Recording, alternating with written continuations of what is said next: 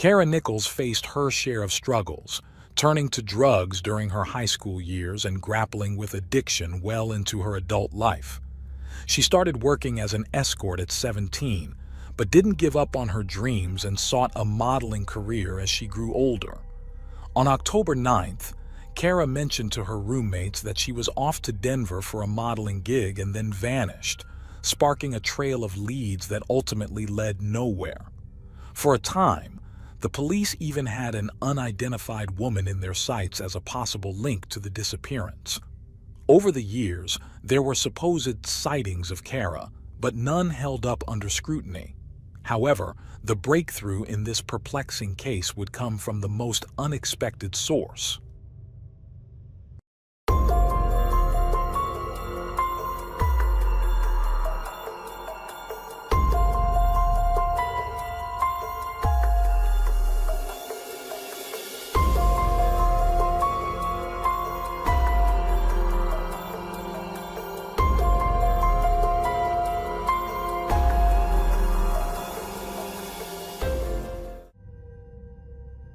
Kara Nichols was born on May 20, 1993. Her dad, Paul Nichols, was a businessman.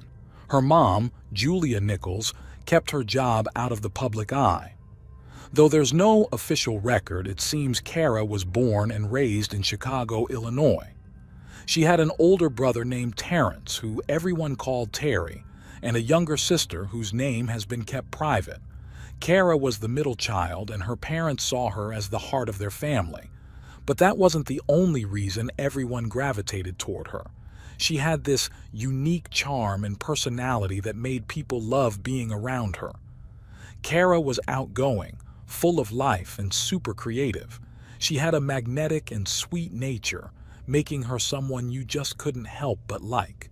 Even her teachers were fond of her. One of them felt lucky to have taught her, noting Kara's incredible potential from a young age. Growing up, Kara was a happy kid, but adolescence brought its challenges.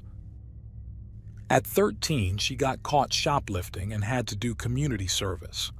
During her sophomore year in high school, she struggled with severe depression after the family dog died. Despite her parents' efforts to get her counseling, Kara resisted and even refused medication.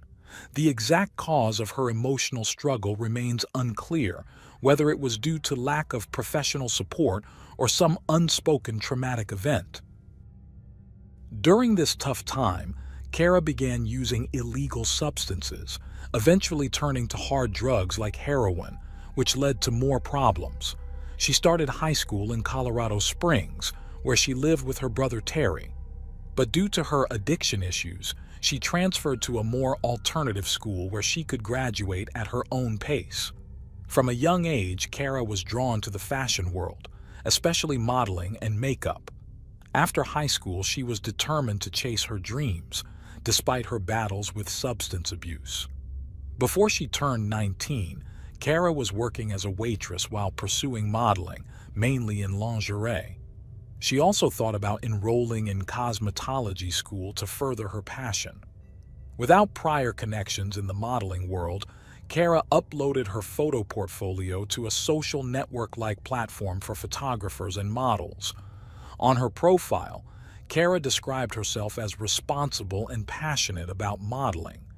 She was new to the scene but took her work very seriously. Her mother, Julia, said modeling was like an escape for Kara, almost as if she took on another identity while doing it. In 2012, around her 19th birthday, Kara faced a setback. Her substance use led her to quit her waitress job, losing her main income source. That summer, she returned to her family home in Chicago, Illinois. Back under her parents' care, they convinced her to seek help, and she entered rehab to overcome her addictions. However, her stay was brief. She was expelled for not following the program rules. In August 2012, 19-year-old Kara decided to move back to Colorado Springs. She made friends with other local girls and kept daily contact with her older brother, Terry. On October 9, 2012 at 11:45 p.m., Terry got a call from Kara, who said she was heading to Denver for a modeling job. That was the last time anyone heard from her. After that call, Kara vanished.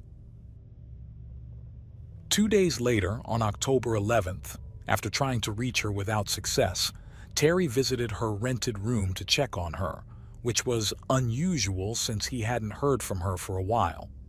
Kara's roommates, Jeremy Swope and Archie Escobedo, told him she had left for Denver on the night of October 9th.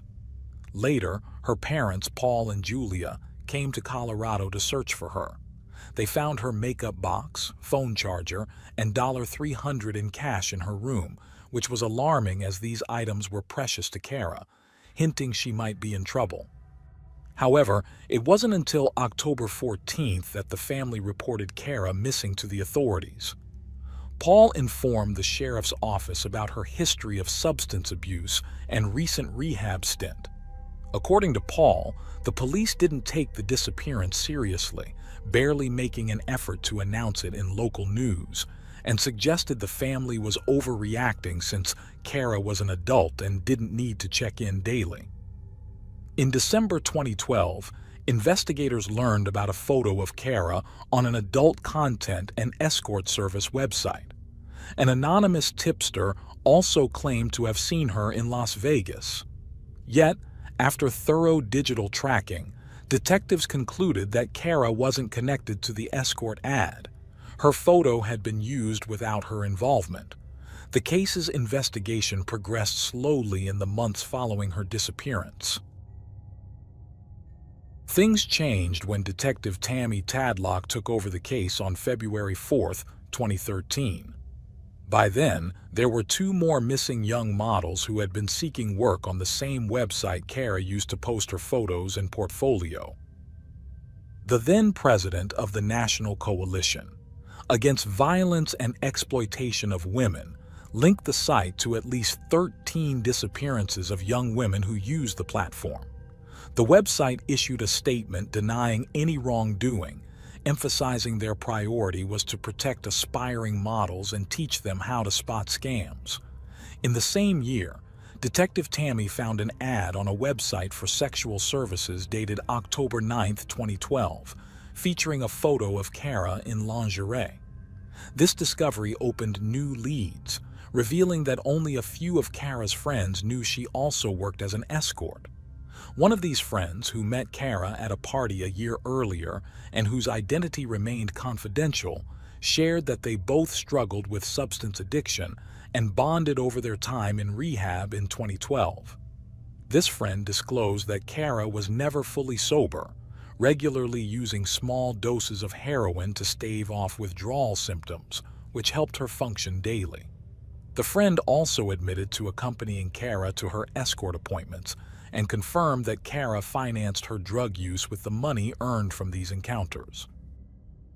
The case's renewed activity led to several calls to the authorities with potential leads. One call suggested shifting the investigation to Long Island, New York, but the law enforcement team found no evidence of Kara being there or involved in any sex trafficking network. On May 7, 2013, after accessing Kara's cell phone records, Detective Tammy's office left a voicemail for one of the last numbers contacted before Kara disappeared. The next day, Joel Hollendorfer, born November 19, 1975, and with a lengthy criminal record starting in the 1990s, returned the call. He had no known siblings and a history of theft, motor vehicle offenses, and harassment. Joel, who was 6 feet tall and weighed 194 pounds, had been married to Christina, with whom he had 2 children. His marriage was strained due to his drug addiction and frequent hiring of escorts. Joel's connection to Kara's disappearance seemed clear from the phone records, but his subsequent statement to Detective Tammy complicated the investigation.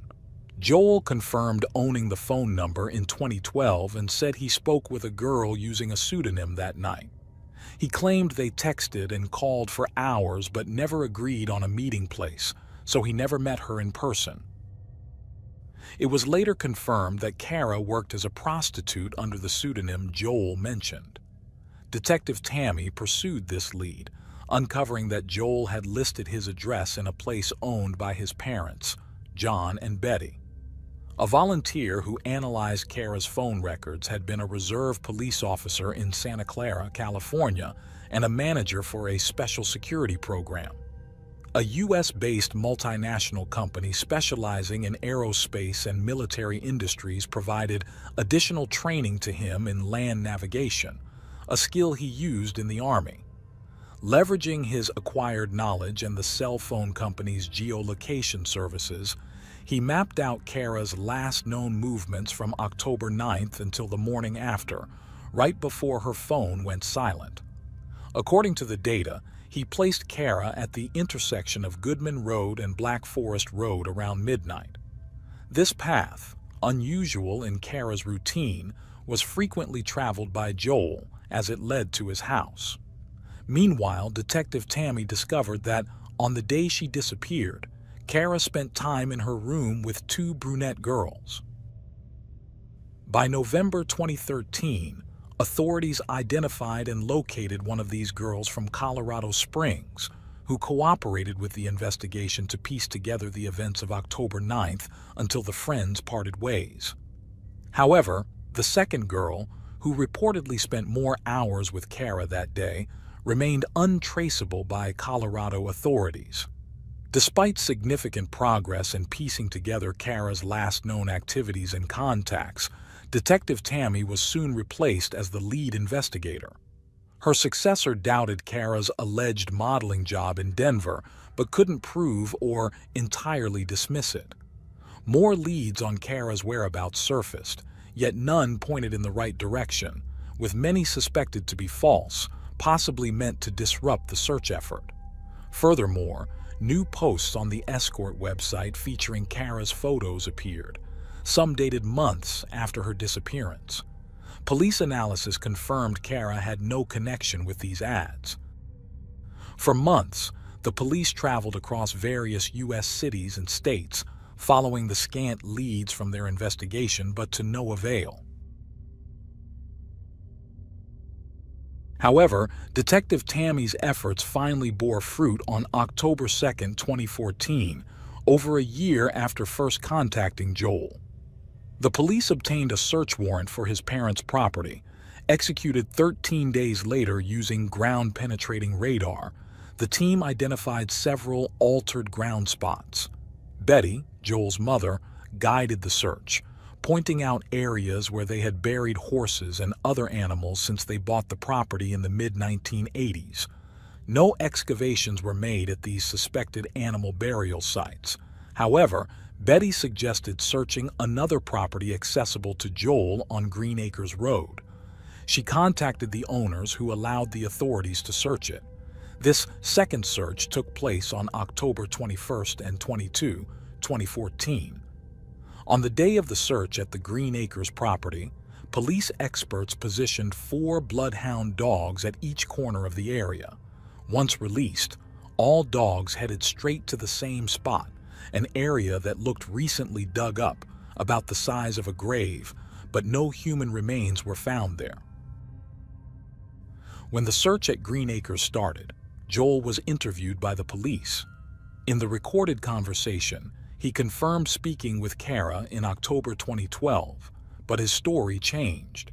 He admitted planning to meet her at the Waffle House, but claimed she never showed up. He also mentioned that his regular encounters with sex workers and drug addiction were the main reasons for his divorce from Christina. The detective in charge, observing Joel's reactions, explained that they had tracked Kara's movements that night using her phone's geolocation. Joel became more attentive, and the detective revealed that the last known location of Kara was just a minute away from his parents' house. Joel suggested that Kara might have followed him home to rob him, maintaining that he never met her in person. Frustrated by Joel's lack of cooperation and without new evidence, the investigation stalled for years. A breakthrough came in 2022 when Colorado Springs police located Christina Hollendorfer in Virginia. She had been reluctant to cooperate with the initial investigation, but during a meeting with the FBI, She revealed that after her father-in-law's death in 2014, Joel confessed to accidentally killing a sex worker by suffocating her during sex. According to Christina, Joel said the body was buried at his parents' property, above a horse's grave. Later, in a phone interview, Christina expressed her belief that Joel's parents, John and Betty, knew their son was responsible for Kara's disappearance and were covering for him. This testimony led to Joel's arrest. In custody, he met with the police investigators. They showed him aerial photos of his parents' property and asked him to identify the animal burial sites. When asked about a specific spot, Joel denied anything was buried there. However, a week later, when Betty was questioned, she contradicted her son, identifying the same spot as the grave of Milo, her favorite horse. Authorities quickly mobilized to uncover the mystery behind Kara's disappearance. A team of volunteers and FBI agents began a new search on the property, focusing on the area where Betty's horse was believed to be buried. Less than 3 feet underground, they found human remains, which were carefully extracted and sent to forensic experts for identification. It was later confirmed the remains were Kara's. The autopsy report noted significant damage to her brain, liver, and muscle tissues, suggesting a possible heroin overdose. However, due to the body's advanced decomposition, the exact cause of death couldn't be determined, so the authorities relied on Christina's earlier statement for the official report. Joel was immediately arrested on charges of second-degree murder and tampering with physical evidence. His bail was set at over $1 million. At a preliminary hearing on November 27, 2022, his defense lawyer argued that Kara's death was an accidental result of a consensual sexual encounter involving drug use, claiming Joel hid the body out of fear without intending her death. The prosecution countered this by stating that Kara had used up her remaining drugs hours before meeting Joel, making a drug overdose as the cause of death unlikely. They argued that Joel had killed her.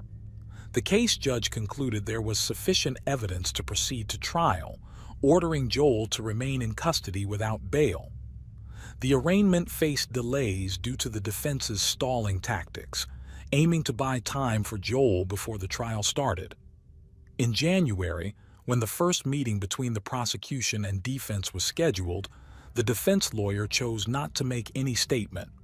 A month later, she pleaded not guilty on Joel's behalf, requesting a trial start date of June 12, 2023. In May, during a meeting discussing jury selection and media coverage, Joel's legal team objected to live social media broadcasts, arguing it could affect the trial's fairness. The defense also sought to dismiss the evidence tampering charge, citing the time elapsed since the incident. Finally, on June 10, 2023, over a decade after Kara's disappearance, the trial began. The prosecution made a striking start by displaying Kara's high school graduation photo, followed by images of the garbage bags where her remains were found. The prosecutor focused on Joel's actions, urging the jury not to scrutinize Kara's behavior. The defense attorney acknowledged Joel's involvement in Kara's death, but emphasized it was an accident, as per his ex-wife's statement. The trial featured 14 witnesses, including Kara's roommates, her family, her ex-boyfriend, and others who had contacted Kara for escort services, all claiming they never met her in person. Detective Tammy also testified, providing a detailed account of her investigation, followed by Christina, Joel's ex-partner. Christina delved deeper into their relationship during her testimony, especially highlighting Joel's 2014 confession. She described their marriage as unstable, marked by separations and reunions until they divorced in 2012. However, they reunited 2 years later. After Joel's father suddenly passed away, Joel took Christina in his truck to a gas station near his family's farm, where he confessed to killing Kara and mentioned he had disclosed the incident to his father, feeling he owed him an explanation after authorities searched the family property. Joel also believed he caused his father's death, attributing his heart attack to the shock of the confession. Christina, skeptical of Joel's story, remained silent on the matter until nearly a decade later when investigators approached her. The forensic pathologist who conducted the autopsy provided crucial testimony, noting high levels of heroin in Kara's system, but argued that drug overdose alone was an unlikely cause of death. He reasoned that Kara's habitual drug use would have increased her tolerance, making a fatal overdose less probable. However, he also noted that her heroin-affected state could have prevented her from breathing properly, not fully dismissing the defense's theory but maintaining a neutral stance, allowing both sides to leverage his testimony to support their arguments. Significant evidence presented at trial included the recording of Joel's first interview with Detective Tammy in 2014. After a lunch break, the prosecution called various crime scene experts who had been part of the initial search at the property where Kara's body was found, including volunteer geologists who explained the use of specialized equipment in 2014 to detect human remains, noting that while anomalies were found on the property, they could not confirm the presence of human remains at that time. In their closing arguments, the prosecution proposed that Joel, fueled by anger from being spurned by his ex-wife, sought out Kara for a paid sexual encounter. They suggested that his rage escalated during the meeting, leading him to strangle her to death. In the final stretch of the trial, the prosecution laid out evidence of Joel's repeated attempts to call his ex-wife on the day he met Kara, just hours before their encounter. The prosecutor challenged the notion that Joel's actions were merely reactions to an overdose death, suggesting instead that they aligned more with an intentional killing. The defense admitted Joel's actions were wrong but argued there was no concrete proof of his intent to kill. The defense's closing argument hinged on the lack of evidence to dispute the claim that Kara's death was accidental. 12 days into the trial, after nearly 5 hours of jury deliberation, Joel was found guilty of manslaughter, significantly reducing his potential sentence. Kara's mother, Julia, presented a heartfelt testimony that echoed the family's deep disappointment and shock at the verdict, feeling the jury failed to grasp the crime's severity. The judge, bound by the jury's decision, noted that Joel's prior convictions would be considered aggravating factors, potentially extending his prison time. On August 31, 2023, Joel was sentenced to 24 years in prison. This sentence left Kara's family and friends deeply disappointed, feeling the defense had unfairly blamed the victim. Kara's loved ones vowed to attend every parole hearing to ensure Joel serves his full sentence, publicly opposing any future parole. While Julia appreciated the judge considering the aggravating factors, she found the 24-year sentence too lenient, given the crime's gravity and the time Joel hid her 19-year-old daughter's body. The family also criticized the media's portrayal of Kara, arguing that instead of remembering her as the vibrant and kind person she was depicted as just another sex worker and addict. They emphasized that her profession did not justify her murder and the subsequent concealment of her body, which caused immense pain to her loved ones. That wraps up today's case. Remember to subscribe and hit the like button if you enjoy my content. See you in the next Unreal True Crime episode. Goodbye.